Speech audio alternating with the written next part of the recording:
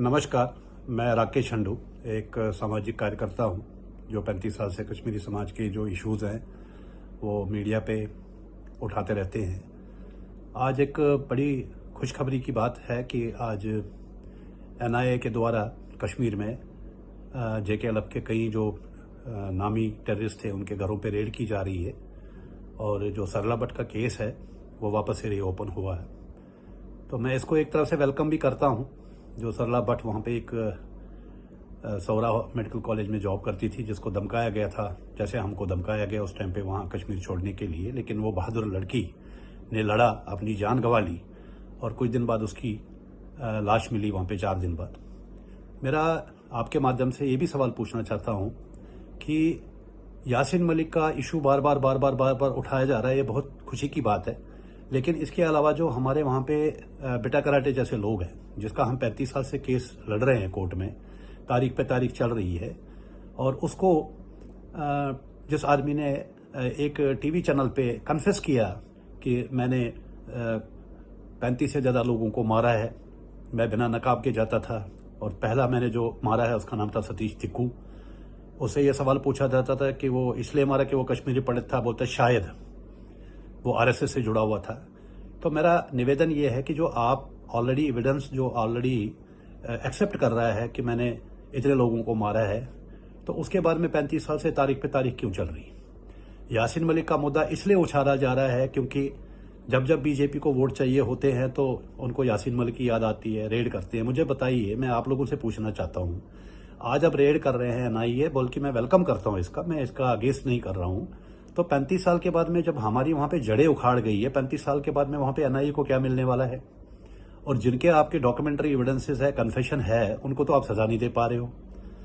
हम वहाँ पे केस लड़ रहे हैं, हमारा वकील वहाँ पे जाता है, उसको सिक्योरिटी नहीं दी जाती है, जबकि उसको जब क्या बोलते हैं बेल भी मिली थी पीछे।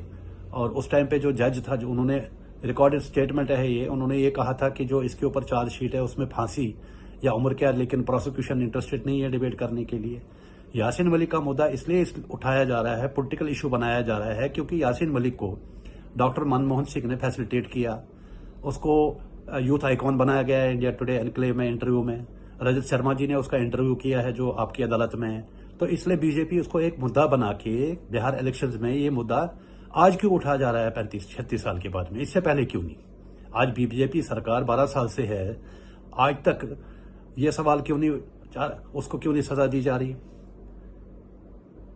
तो मेरा कहने का मतलब है कि मैं अपने समाज से, अपने देश के लोगों से ये पूछना चाहता हूं कि कभी कश्मीर फाइल्स के नाम पे कश्मीरी पंडितों को बेचा जा रहा है, अब यासीन मलिक का मुद्दा आपने उठाया, 35 साल के बाद में क्या मिलेगा आपको वहां पे उनके घरों में रेड करके?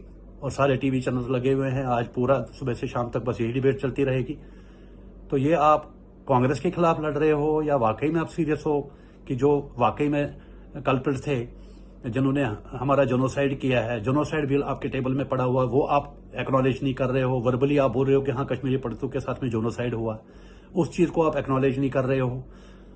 आप IDP हमें डिक्लेयर नहीं कर रहे हो क्योंकि हम अपने देश में ही खंडित हैं, क्योंकि हम कश्मीरी पंडित हैं। तो मेरा आपके माध्यम से सवाल है इस सरकार से कि आप प्रूव क्या करना चाहते हो? क्या कश्मीरी पंडित इसीलिए है कि उसका आप यूज करो? जब जब आपको बिहार में इलेक्शन होंगे, आपके नेशनल इलेक्शन होंगे, आप एक कश्मीरी पंडित तो रिहेबिलिट नहीं कर पाए।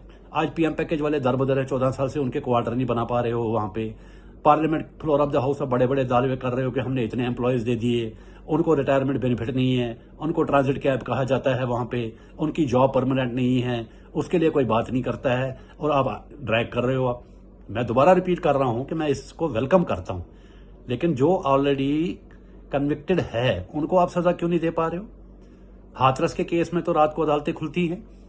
आज मैं दोबारा उदाहरण देना चाहूंगा कि विकास दुबे को जो पकड़ा गया था यूपी में, आज जितना भी वहां पे माफिया था, कैसे योगी जी ने उनको सल्टा दिया, तो इनको आप सल्टाओ में इनको क्यों पाल रहे हो आप? ताकि आपका ये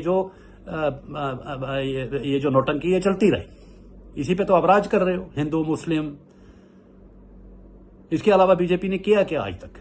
अगर मैं कश्मीरी पंडितों के से आप सवाल पूछता हूं, अपने समाज से सवाल पूछता हूं, मेरे को एक कश्मीरी पंडित आके खड़ा करके ये बोल दे कि बीजेपी ने कश्मीरी पंडितों के लिए एक काम किया हुआ आज तक, मैं उसको सल्यूट करूंगा। बहुत बहुत धन्यवाद आपका।